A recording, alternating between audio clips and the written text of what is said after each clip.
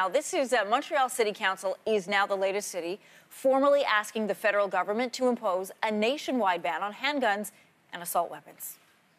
Banning handguns, private ownership of handguns and military-style assault rifles can help make our country safer. Now, this motion calls on Ottawa to strengthen its gun control bill, and it has passed unanimously. CTV's Angela McKenzie is joining us this morning. And Angela, good morning to you. Tell us about the changes City Council wants to see in this federal gun control bill. Well, at the heart of all of this, Anne-Marie, City Council really just wants the federal government to strengthen its gun control laws.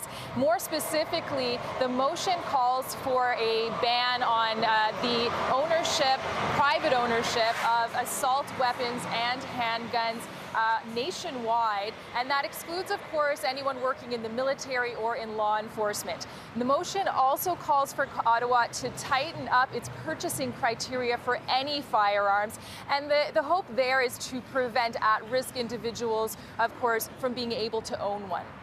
You're probably aware Toronto passed a similar motion in July. CTV News spoke with someone from the National Firearms Association with reaction to this motion in Montreal. Here's what they had to say.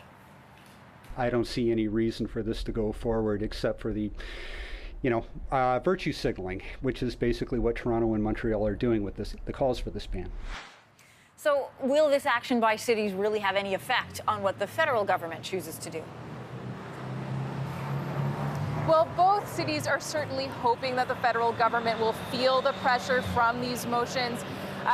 But last week, Prime Minister Justin Trudeau actually said that he heard both of Canada's largest cities. So whether or not, though, that ends up being reflected in Bill C-71, of course, remains to be seen.